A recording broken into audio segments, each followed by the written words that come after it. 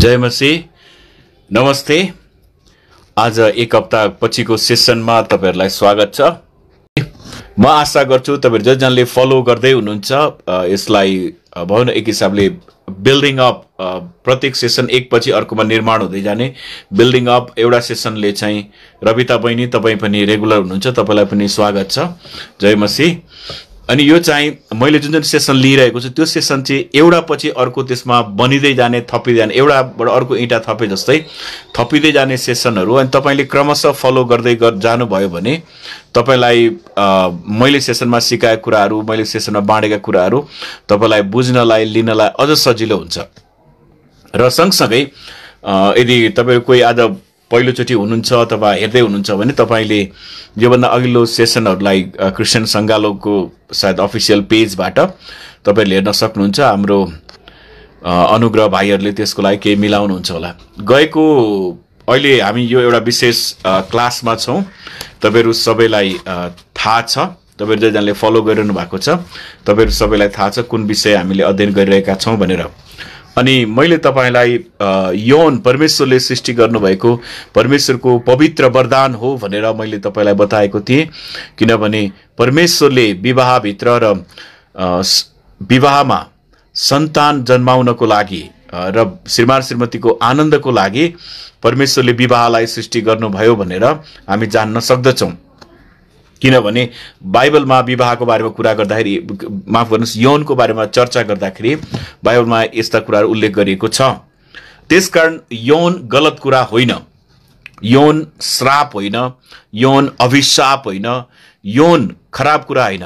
खराब चाहिँ मानिसको पापी स्वभावले त्यसलाई पापमा प्रयोग गरेर, पापी कामको लागि, व्यभिचारको लागि प्रयोग गरेर त्यसलाई खराब बनाएको। यौन आफैमा खराब कुरा होइन, यो परमेश्वरको वरदान हो। यदि तपाई प्रष्ट हुनुहोस्। अनि तपाईलाई परमेश्वरले दिनुभएको उमेर भएपछि, केटाकेटी मैले तपाईलाई भने अहिले त सायद अलिकति खानाको कतिवटा कारणले पनि होला, पहिलेको र अहिलेको भनौं न, पहिले 12-15 वर्ष 20 वर्ष अगाडि र अहिले अलिकति फरक छ। पहिलेको जवान हुने उमेर 14-15 वर्ष थियो भने अहिले 12-13 वर्षमै भाइ बहिनीहरुमा शारीरिक अंगहरुको परिवर्तन आइरहेको हामी देख्छौं। त्यसकारण यौन चाहना, यौन शक्ति र जनेन्द्रिय अंगहरु अथवा ती अंगहरुको विकास एउटा समयपछि हुन्छ। अनि त्यो परमेश्वरले तपाईलाई दिनुभएको विशेष उपहार हो।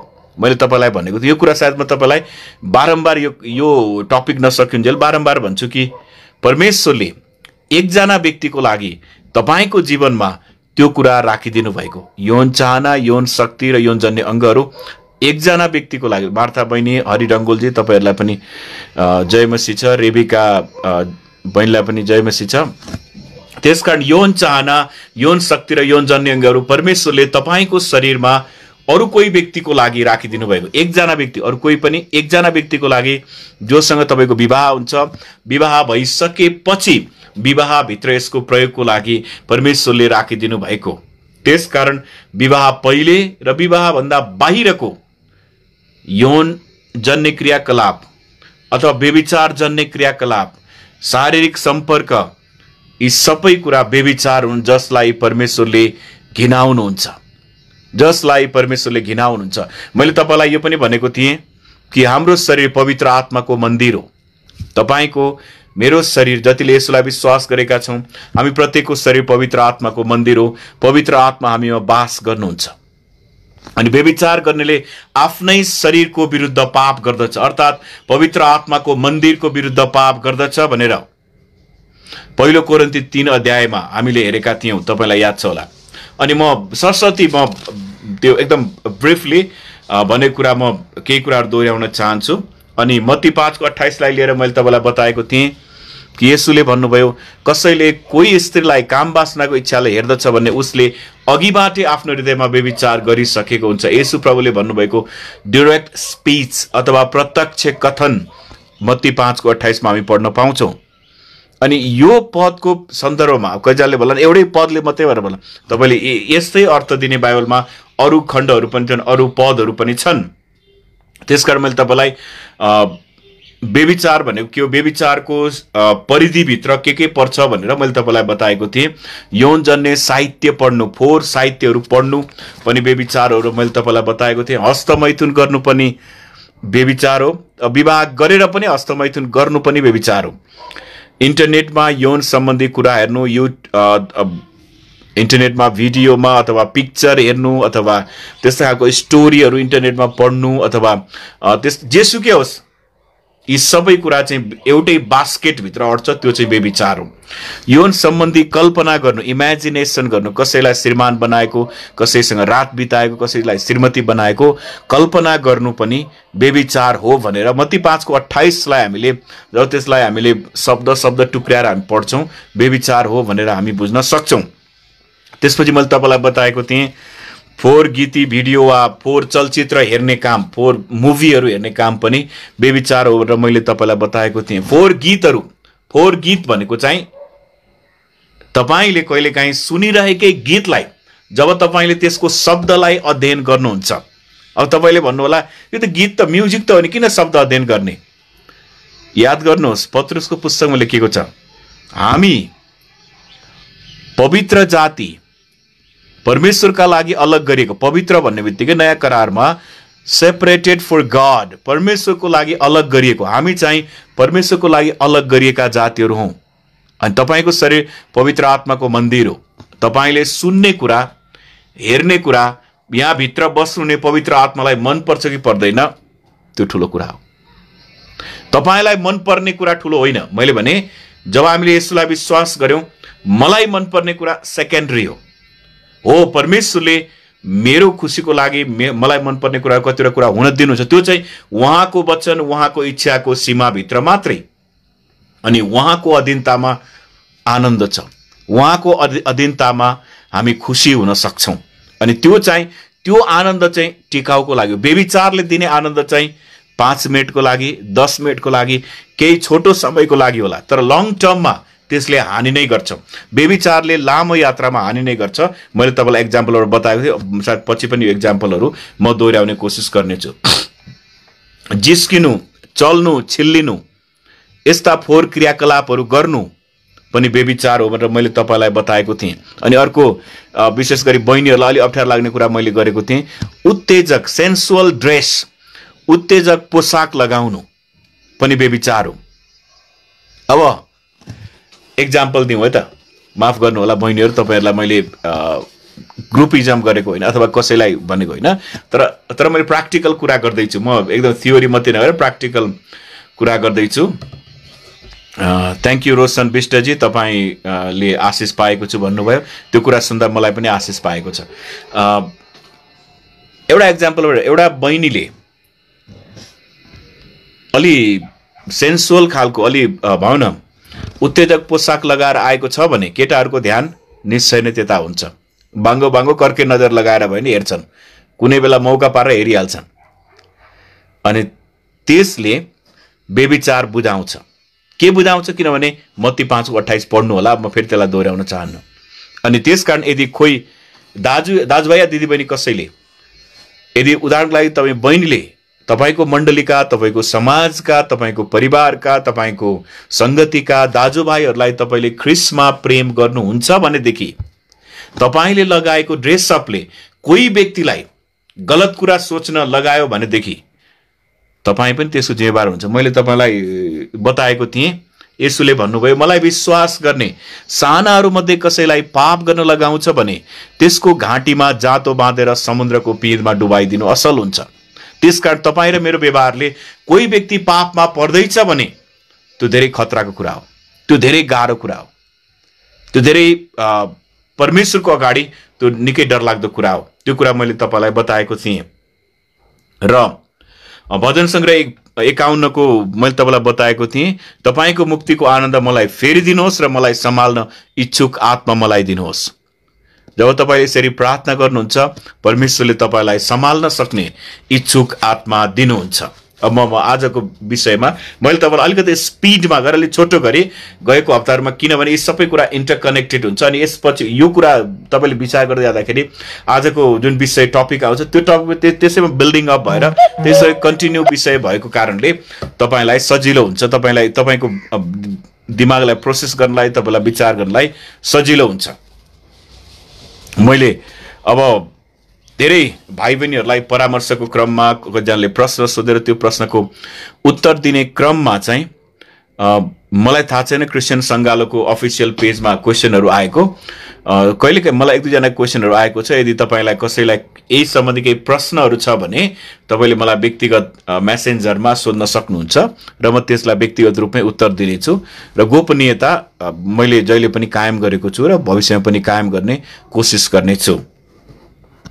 अनि धेरैपल्ट मैले परामर्श दिँदाखेरि टिन एजका भाइ बहिनीहरूले नजानेर थाहा नभएर विवाह पहिले नै शारीरिक सम्पर्क राखेका छन् अनि त्यो गलत हो, त्यो पाप हो, त्यो परमेश्वरले घिनाउनु हुने कुरा हो। अनि कतिपल्ट भाइ बहिनीहरूले त्यो कुरा मलाई सोद्धाखेरि मैले उहाँलाई सिधै अलिकति कतिजनाले चित्त बुझाएर ठिकै छ, तर मैले उहाँलाई सिधै भनेको छु यो व्यभिचार हो, तपाईँले पश्चाताप गर्नुपर्छ, यो कुरा छोड्नुपर्छ।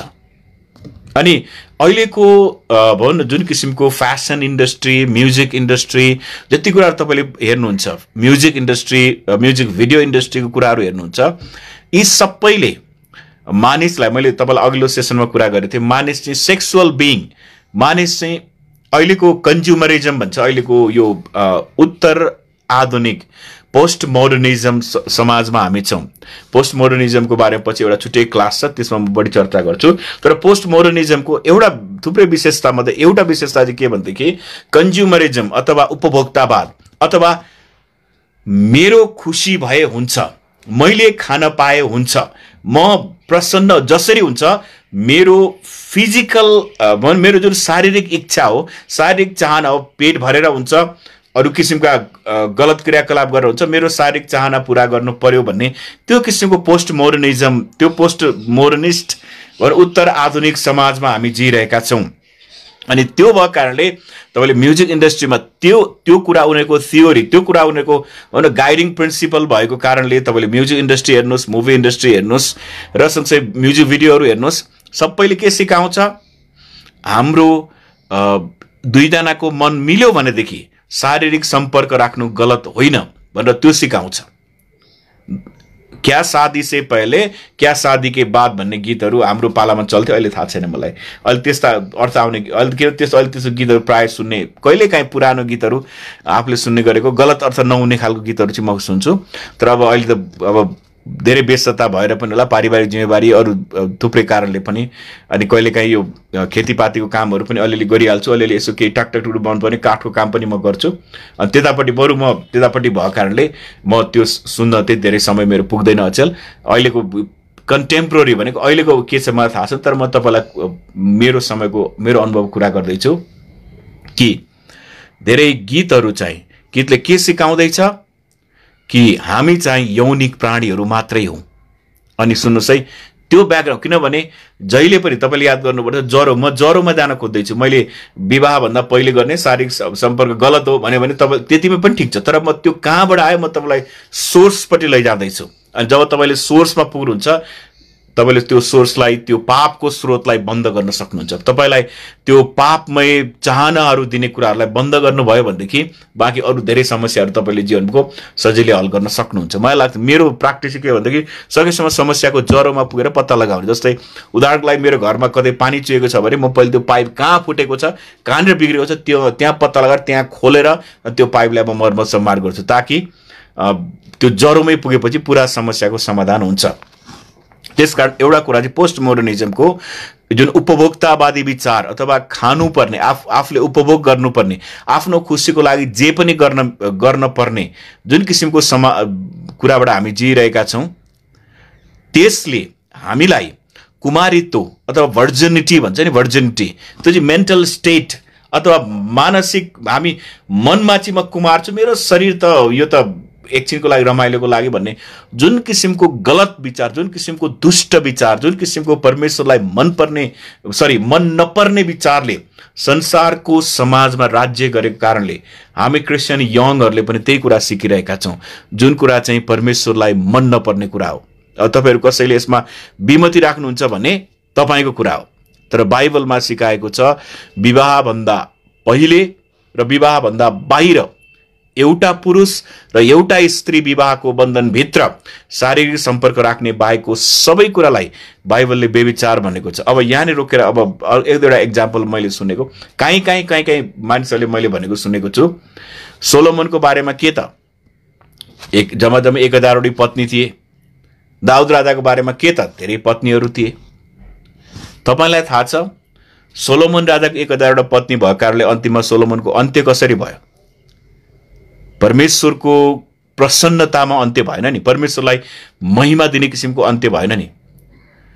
किनभने इजरायलको राजाले अन्य जाति स्त्रीहरूसँग विवाह गर्नु हुँदैन थियो अनि उनले सुरुमै अन्य जाति स्त्रीलाई विवाह गर्न सुरु गरे। उनको सुरुवातै गलत थियो अनि त्यो भएको कारणले हो परमेश्वरले उनलाई ज्ञान बुद्धि दिनुभयो।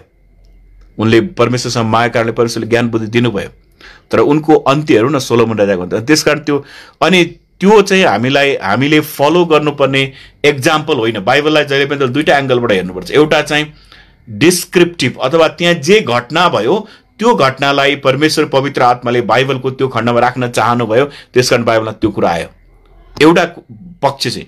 अनि अर्को कुरा चाहिँ हामीलाई आज्ञाको रूपमा दिएको छ, त्यो चाहिँ प्रिस्क्रिप्टिभ भयो, हामीले पालन गर्नुपर्ने कुरा। अनि जस्तै दाउदको विषयमा, दाउदले बत्सेबासँग व्यभिचार गरेको विषयमा होस्, अरू कुनै विषय होस्, त्यो चाहिँ भएको घटना के भएको त्यो भनेर उल्लेख गरेको। अनि त्यसलाई हामीले एक्जाम्पल ल्याएर दाउदले पनि यसो गरेथे, सोलोमनको पनि 1000 वटी थिए, मैले पनि बिहा गर्न पाउनुपर्छ भनेर भन्नु चाहिँ त्यो चाहिँ बाइबल नबुझेर उल्टो व्याख्या गरेको। बाइबलले कहिले काहीँ पनि त्यो कुरा सिकाएको छैन साथीहरू। त्यसकारण विवाह पहिलेको भन्दाखेरि विवाह बाहिरको पनि हामी यसलाई बुझ्न सक्छौं। शारीरिक सम्बन्ध, यौनजन्य क्रियाकलाप, व्यभिचारजन्य क्रियाकलापलाई परमेश्वरले घिनाउनुहुन्छ। अब सुन्नुहोस्, मैले तपाईलाई पहिले पनि भनेको थिएँ, किनकि कतिवटा कुराहरू मैले दोहोऱ्याइरहनु पर्छ, किनभने यो स्पेशल टपिक हो। मैले यौनको बारेमा त्यसकारण एउटा सेसन मात्रै नसकेर किन मैले लेन्थी सेसन, धेरै सेसनहरूमा यो चर्चा गरेको छु भन्दै कम्तीमा हामीले यो कुरालाई राम्रोसँग बुझौँ, राम्रोसँग थाहा होस्, ताकि हाम्रा क्रिस्चियन भाइ बहिनीहरूले गलत नगरून्। अब म तपाईलाई बताउँछु, तपाईले व्यभिचार गर्दा कति मिनेट आनन्द गर्नुहुन्छ? 5 मिनेट, 10 मिनेट? तपाईले विवाह गरेर कोही व्यक्तिसँग कति वर्ष बस्नुपर्छ? मानौ तपाईको उमेर 25 वर्ष छ, 25 वर्षमा तपाईको विवाह भयो, तपाई 75 वर्ष बाँच्नु भयो फर इक्जाम्पल, 50 वर्ष तपाई त्यो व्यक्तिसँग समय बिताउनु पर्यो। तपाईले 5 मिनेट गल्ती गर्दाखेरि तपाईले 50 वर्ष दुःख पाउनुपर्छ। 50 वर्ष तपाईले व्यभिचार गरेको त्यो पापले तपाईलाई पछ्याइरहन्छ। कति ठुलो कुरा रहेछ, विचार गर्नुस् त। 5 वर्ष 5 मिनेट 10 मिनेट गरेको गल्तीले तपाईले जीवनभरिको आनन्द गुमाउनुहुन्छ। तपाईले आफ्नो जीवन साथीलाई विश्वास गर्न सक्नुहुन्न, किनभनेदेखि तपाई आफूले जब उदाहरणको लागि मैले चोरेको छु भने म अरूलाई पनि चोरको शंका गर्छु, अनि विवाहभित्र झन् यो कुरा धेरै लागू हुन्छ।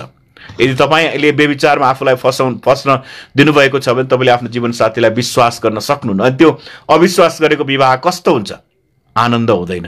विवाहमा जुन मैले सम्पत्ति रुपैयाँ पैसाको कुरा गरेको होइन, विवाहमा एकअर्कासँग विश्वास गरेर एकअर्काको भरोसामा एकअर्काको आनन्दमा जिउने कुरा चाहिँ ठुलो हो। सायद यो विषय धेरै बृहत विषय हो। अनि अर्को चाहिँ मैले तपाईलाई अघि भने सुन्नुस् है, यौन चाहना, यौनजन्य अङ्गहरू र यौन शक्ति परमेश्वरले तपाईको जीवनमा अरू कुनै व्यक्तिको लागि राखिदिनु भयो, एकजनाको लागि राखिदिनु भएको। अनि त्यो तपाईले त्यो व्यक्तिलाई नदिएर, त्यो व्यक्तिलाई दिन नपर्खेर अर्कोलाई दिनु भनेको के हो? बेइमानी गर्नु होइन, चोरी गर्नु होइन। अनि चोरी बेइमानी गरेर पनि जीवनमा आशिष आउँछ त? व्यभिचारको बारेमा बाइबलमा प्रष्टसँग लेखिएको छ। व्यभिचारको कारणले परमेश्वरका दासहरू जस्तै सिमसोनको कति ठुलो पतन भयो, उनले गलत गरेको कारणले। दाउदले बत्सेबासँग व्यभिचार गरेको कारणले इजरायल राष्ट्रमाथि के किसिमको विपत्ति आइपुग्यो तपाईले बाइबलमा पल्टाएर पढ्न सक्नुहुन्छ। दाउदले जुन व्यभिचार गरे, उनको आफ्नै छोराले, दाउदको आफ्नै छोराले आफ्नो सौतेनी आमासँग व्यभिचार गर्यो। किनभने जे रोप्छ हामी त्यसै कटनी गर्छौँ। त्यसकारण परमेश्वरले, त्यसकारण तपाईँले दाउदको एक्जाम्पल दिए त्यो कुरा मात्रै नहो, त्यसको रिजल्ट के आयो त्यो पनि हेर्नुहोस्। परमेश्वरले नातानलाई पठाएर जब बसेबासँग व्यभिचार गरे, नातानलाई पठाएर परमेश्वरले कति ठुलो चेतावनी भन्नुभयो, त लुटा होस् भनेर परमेश्वरले भन्नुभयो, त ठगा होस् भनेर परमेश्वरले भन्नुभयो। त्यसकारण विवाह पहिले तपाईँको कोही व्यक्तिको लागि परमेश्वरले राखिदिनु भएको त्यो कुरालाई अरू कोही व्यक्तिलाई दिनु भनेको के हो? चोर्नु हो, बेइमानी हुनु हो। अनि चोरेर बेइमानी गरेर विवाह सुरु गरेर आशिष आउँदैन साथीहरू, आशिष आउँदैन। त्यसकारण तपाईँले त्यो जुन व्यक्तिको लागि परमेश्वरले तपाईँलाई दिनुभएको त्यो व्यक्ति नभेटुन्जेल तपाईँले त्यसलाई सम्हालेर राख्नुपर्छ, जोगाएर राख्नुपर्छ, बचाएर राख्नुपर्छ। किनभने परमेश्वरले दुराचारी र व्यभिचारीको इन्साफ गर्नुहुन्छ र वैवाहिक ओछ्यान भनेको छ हिब्रूको पुस्तकमा, ओछ्यान नबिटुलियोस्, किनभने व्यभिचारी र दुराचारीको इन्साफ परमेश्वरले गर्नुहुन्छ। र अरू कुरा, अब तपाईँहरू कतिजनाले विवाहको बारेमा सोच्दै हुनुहुन्छ, विवाहको बारेमा सपना बनाउनु भएको छ होला, तपाईँले सोच्नु भएको छ होला म विवाह गरेपछि मेरो जीवनसाथीलाई म राम्रो गिफ्ट दिन्छु।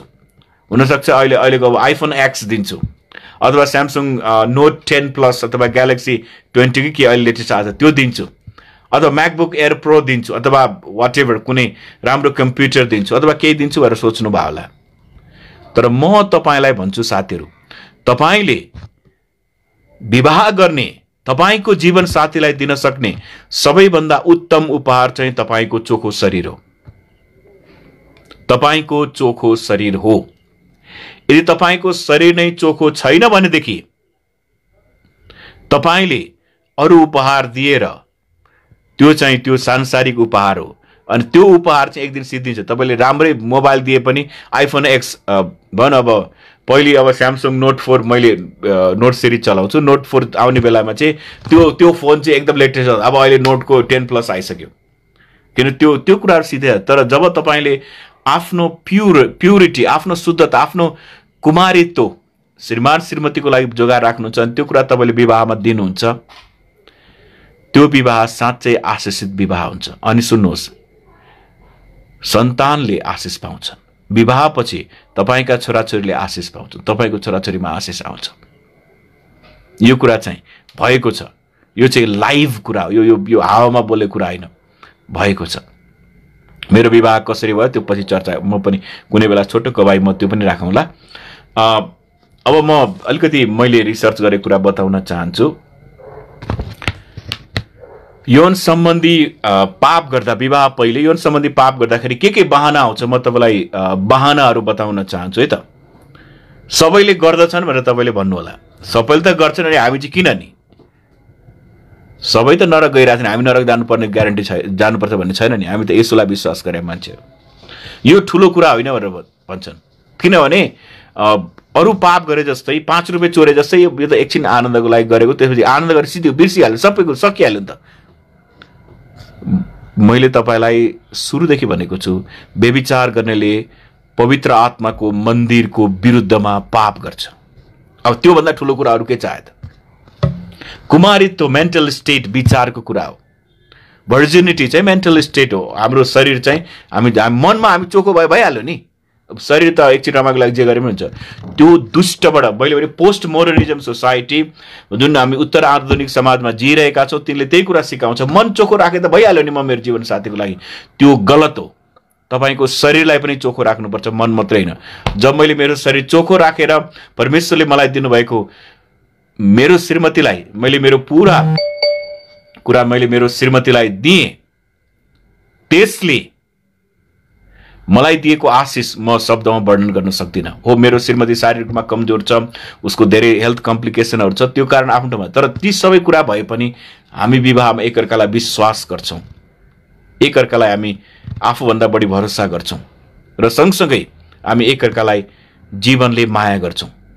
अनि सबैभन्दा ठुलो कुरो विश्वास हो विवाहभित्र। अनि त्यसकारण मैले आफूलाई विवाह हुने समयसँग चोखो राखेको कारणले आज मेरो परिवारमा परमेश्वरको आशिष भनेको, मेरो श्रीमती शारीरिक रूपमा कमजोर छ, उसको हेल्थमा धेरै कुराहरू आयो, कहिलेकाहीँ डक्टरले अब मर्छ भनेर भन्छ, त्यो सबै कुरा हुँदा पनि हामी एकअर्कामा प्रेम गरेर, एकअर्कालाई सम्हालेर, एकअर्कालाई माया गरेर हामी आनन्दले रहन सक्छौँ। अर्को चाहिँ कति मान्छेले भन्छन् यौन सामान्य पाप हो भन्ने कुरा मानिसहरूले भन्दछन्। त्यो गलत हो। यौन सामान्य पाप होइन, यो पवित्र आत्माको मन्दिरको विरुद्ध गरिने अपराध हो साथीहरू।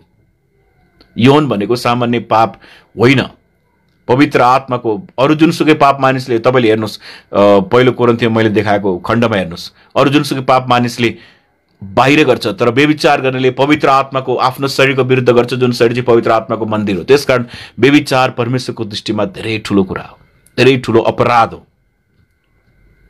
अर्को चाहिँ कति मानिसले भन्छन् love is sex, sex is love, अथवा यौन र प्रेम भनेको एउटै त नि, प्रेम गरेपछि त शारीरिक रूपमा के भयो? त्यो प्रेम चाहिँ उडनठेउलो प्रेम भनौँ न, त्यो चाहिँ आसक्ति मात्रै हो। भोलि लभ र म्यारिजको बारेमा यसपछि यो विषय सकेपछि हामी त्यसपछि लभ र म्यारिजको बारेमा चर्चा गर्छौँ, त्यसमा अलि बढी चर्चा गरौँला। तर मैले तपाईँलाई अलिकति झिल्को दिएको त्यो आसक्ति मात्रै हो। अनि आसक्ति चाहिँ टिकाउ हुँदैन।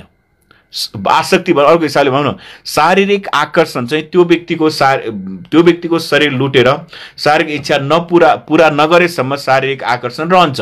जब त्यो इच्छा पुरा हुन्छ शारीरिक आकर्षण पनि सकिएर जान्छ। त्यसकारण कोही केटाहरूले 6 महिना कोही केटीसँग हिँड्छन्, 6 महिना अर्कोसँग हिँड्छ, अर्को 6 महिना अर्कोसँग हिँड्छ। किनभनेदेखि कोही केटीहरूले पनि त्यसो गर्छन्, किनभनेदेखि उनीहरूको शारीरिक इच्छा पुरा गर्नु मात्रै हुन्छ, त्यो गरे सिद्धियो। अनि उनीहरूले त्यसैलाई लभ भन्छन्। त्यो लभ होइन, त्यो चाहिँ एट्र्याक्सन मात्रै हो, आसक्ति मात्रै हो, अथवा एफेक्सन पनि भनौँ न। कुनै व्यक्तिको कुनै शारीरिक कुरा देखेर आकर्षित हुनु र त्यो इच्छा पुरा गरेपछि सिद्धियो, त्यो व्यक्ति पनि सिद्धियो, सम्बन्ध पनि सिद्धियो। अनि मैले टाइम हेरेको 7:30, आधा घन्टा भएछ। अनि त्यसकारण यौन र प्रेम एउटै कुरा होइन।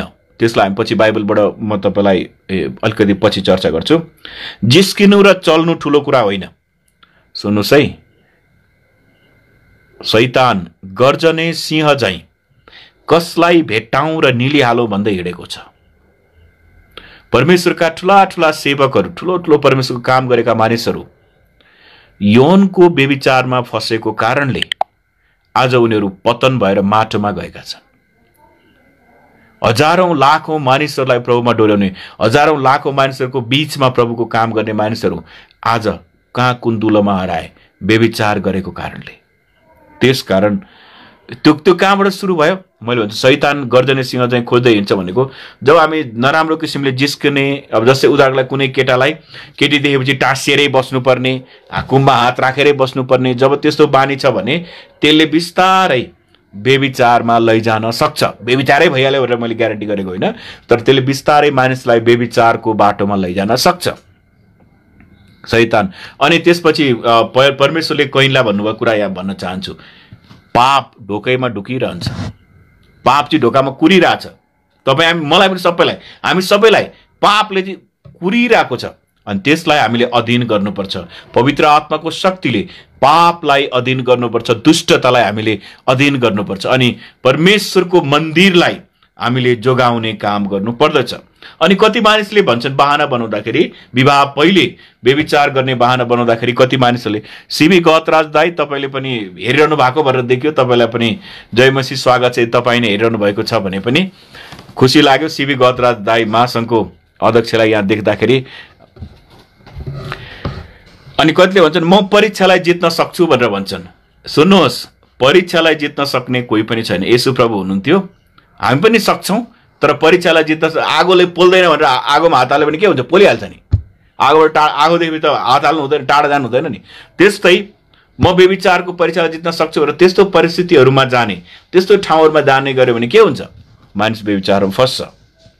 कतिले भन्छन् 4 फिल्म हेर्नु अथवा त्यस्तो पिक्चरहरू हेर्नु अथवा हस्तमैथुन गर्नु चाहिँ शारीरिक सम्पर्क गर्नुभन्दा कम पाप हो भनेर भन्छन्। म चाहिँ मान्दिनँ साथीहरू। परमेश्वरले ती सबै कुरालाई घिनाउनुहुन्छ।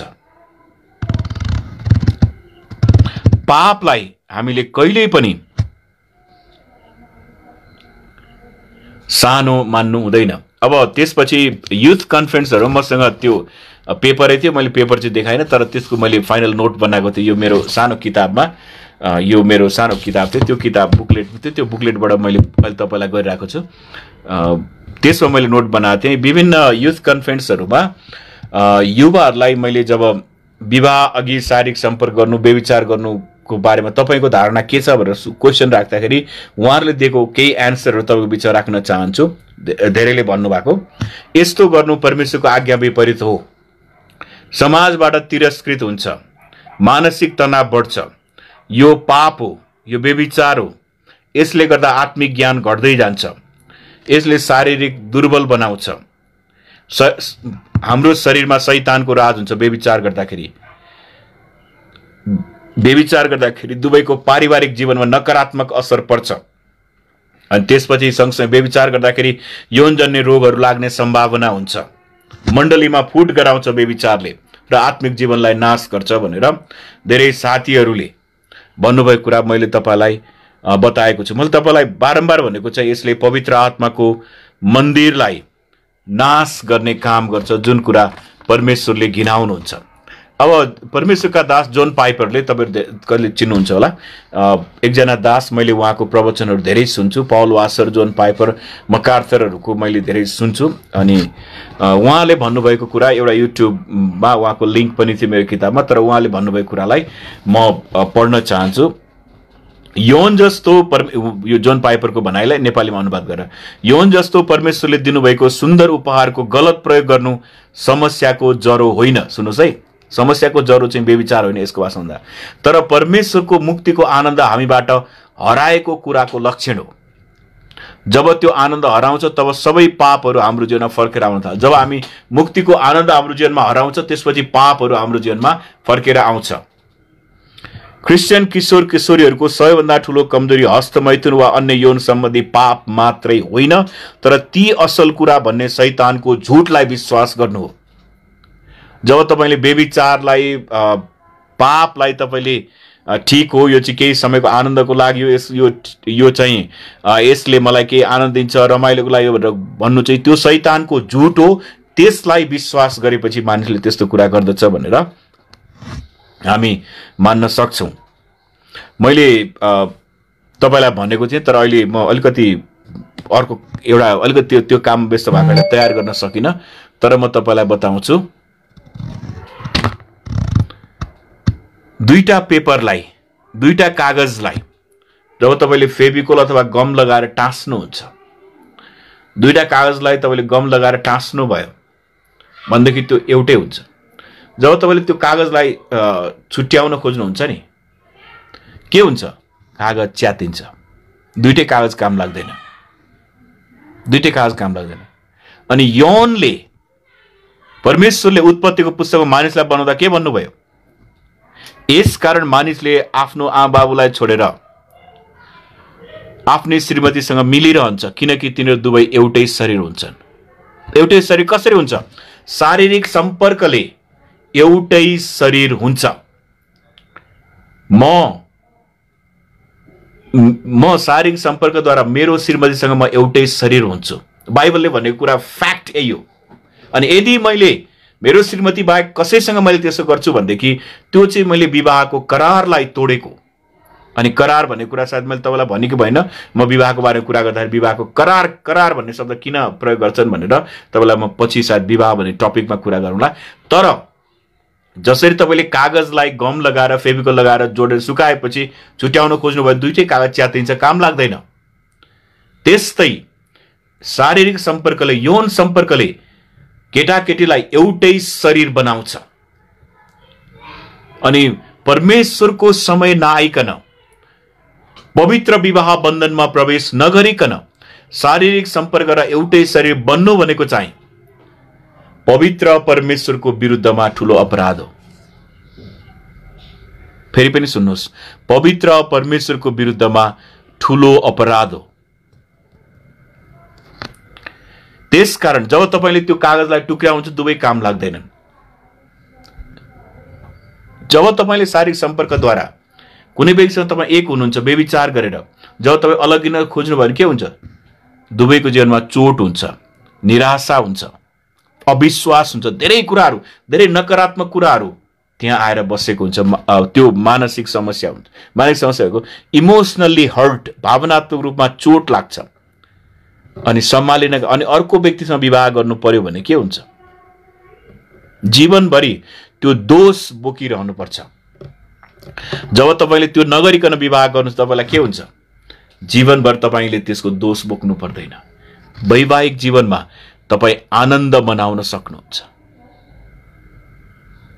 परमेश्वरको आनन्द तपाईले पाउनुहुन्छ। साथीहरु सुन्नुस् है, परमेश्वरको आनन्दको लागि, परमेश्वरको आशिषको लागि तपाईले आफूलाई चोखो राख्नुपर्छ। चोखो राख्नुपर्छ साथीहरु। अब अर्को एउटा एक्जाम्पल दिन्छु। पेपरको एक्जाम्पल बुझ्नुभयो होला, किनभने बाइबलले भनेको छ तिनीहरू एउटै शरीर हुन्छन्, जुन चाहिँ शारीरिक सम्पर्कले हामीलाई एउटै शरीर बनाउँछ। अनि त्यो चाहिँ विवाहभित्र मात्रै एउटै शरीर बनिन्छ साथीहरु, विवाह बाहिर होइन, विवाहभन्दा पहिले पनि होइन। त्यसै एउटै शरीर भएर टुक्रिनु परेपछि त्यसले चाहिँ दुवैको परमेश्वरको विरुद्ध पाप हुन्छ, त्यो आफ्नो ठाउँमा छ। त्यो सँगसँगै सबैभन्दा ठुलो कुरा परमेश्वरको विरुद्ध पाप भयो। दोस्रो कुरा चाहिँ त्यो दुवैजना जोडीको जीवनमा नराम्रो कुरा ल्याउँछ। अनि कहिलेकाहीँ यदि शारीरिक सम्पर्क गरेर गर्भ बस्यो भनेदेखि कहिलेकाहीँ केटाहरू चाहिँ पन्छिने हुन्छ अनि केटीको जीवन बर्बाद हुन सक्छ। बेइज्जत, त्यसले समाजमा बेइज्जती ल्याउन सक्छ। त्यो त्यो त्यो माइनर कुरा, मुख्य कुरा चाहिँ परमेश्वरको विरुद्धमा अपराध हुन्छ। अनि मैले तपाईलाई भने चोरी बेइमानी गर्नु तपाईको जीवनमा विश्वास हराउँछ। कसैले भनेका छन् तपाई हाम्रो जीवनको सुख चाहिँ 99% हाम्रो जीवन साथीबाट आउँछ। अनि जब एकअर्कालाई विश्वास गर्न सकिँदैन भने के को 99%? 9% पनि नआउन सक्छ। एउटै ओछ्यानमा सुतेर मात्रै रमाइलो हुँदैन। रमाइलो जब एकअर्कालाई विश्वास गरिन्छ, एकअर्कालाई आदर गरिन्छ, एकअर्कालाई माया गरिन्छ, एकअर्कालाई भरोसा गर्न सकिन्छ, सबैभन्दा ठुलो कुरा एकअर्कालाई ख्रिस्टले जस्तै प्रेम गर्न सकिन्छ, अनि त्यो मात्रै विवाहमा आनन्द हुन्छ। अर्को एउटा एक्जाम्पल पनि बताउँछु। मानौ तपाई घरमा कोही गलत काम गरेको चोर फटा तपाई घरमा आयो, त्यो मानिसले खाएको जुठो थालमा तपाईको बुवा अथवा आमाले तपाईलाई ल बाबु नानी खाना खा भनेर दिनुहुन्न, किनभने तपाईको बुवा आमाले तपाईलाई माया गर्नुहुन्छ नि, हैन र? अर्कोले खाएको जुठो थालमा तपाईलाई दिनुहुन्न नि। हो, व्यभिचार गरेपछि कोही व्यक्ति जुठो बन्छ, कुनै पनि व्यक्ति व्यभिचार गरेपछि जुठो बन्छ। अनि त्यो जुठो व्यक्तिलाई परमेश्वरले अर्को असल व्यक्ति कहाँ लगेर जोड्नुहुन्न। सुन्नुस् है, परमेश्वरले दिन चाहनु भएको जीवन साथी पाइँदैन। परमेश्वरले दिन चाहनु भएको जीवन साथी पाइँदैन। मैले तपाईलाई भने 5 मिनट 10 मिनटको गल्ती, 5 मिनट 10 मिनटको आनन्दले तपाईले 25 30 वर्ष 40 वर्षको आनन्दलाई तपाईले गुमाउ। तपाईले तुलना गर्नु न, कुन चाहिँ ठुलो? सानो मोती ठुलो कि ठुलो मोती ठुलो? अनि स्वर्ग राज्य पाउने, येशूले भन्नुभएको स्वर्ग राज्य पाउने व्यक्तिले सानो सानो मोती बेचेर उसले ठुलो मोती किन्यो, किनभने उसलाई त्यो ठुलो मोतीको भ्यालु थाहा थियो। तपाईँ यत्रो सानो मोतीमा खुसी हुन चाहनुहुन्छ कि परमेश्वरले दिनु त्यो विशाल मोती, त्यो चाहिँ वैवाहिक जीवनको आनन्द हो, त्यसमा खुसी हुन चाहनुहुन्छ? रोज्ने तपाईले हो।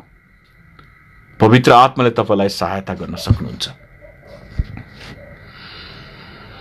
अब एउटा पद पढेर आजलाई म टुङ्ग्याउन चाहन्छु। हिब्रू 13:4 मा, सरी मेरो फोन आयो, मैले फोन काटिदिएँ। हिब्रू 13:4 मा लेखेको छ, सबैका बीचमा विवाह चाहिँ आदरणीय होस्, वैवाहिक सम्बन्ध नबिटुलियोस्, किनकि दुराचारी, सरी फेरि मैले यो फोन दुईपल्ट रिङ आयो।